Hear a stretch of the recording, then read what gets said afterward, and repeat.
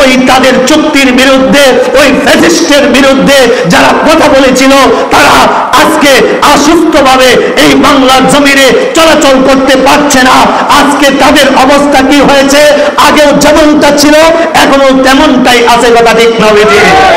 আজকে যদি সাম্য প্রতিষ্ঠিত হতো তাহলে বৈষম্য বিরোধী আন্দোলন 2024-এ করতে হতো না, কথা ঠিক না বেঠিক?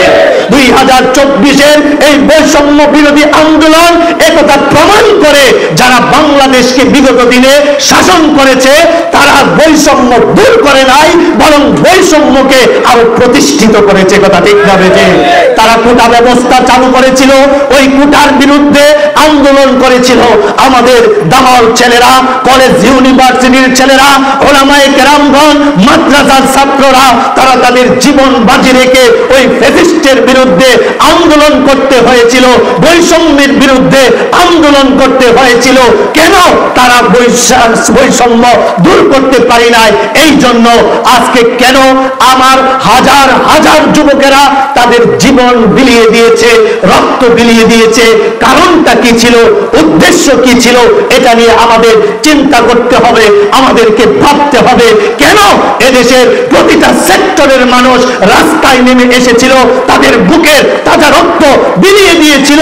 এই কারণটা আমাদের খুঁজে বের করতে হবে। আমরা তো তখন শুনেছিলাম এই বাংলাদেশের মধ্যে দুর্নীতি থাকবে না, দুর্নীতির বিরুদ্ধে আন্দোলনে নেমেছিল এদেশের ছাত্র জনতা দুর্নীতিকে দূর করার জন্য। আমরা তো শুনেছিলাম তারা বলেছিল এই কথা যে দুর্নীতি বাংলাদেশ থেকে দূর করা হবে, বাংলাদেশ থেকে চাঁদাবাজকে দূর করা হবে, চাঁদাবাজ মুক্ত বাংলাদেশ হবে, দুর্নীতি মুক্ত বাংলাদেশ হবে, সন্ত্রাস মুক্ত বাংলাদেশ হবে, কেউ কারো উপর জুলুম করবে না, অত্যাচার করবে না, কারো দোকানপাটে আক্রমণ করবে না, কারো বাড়িঘর দখল করবে না।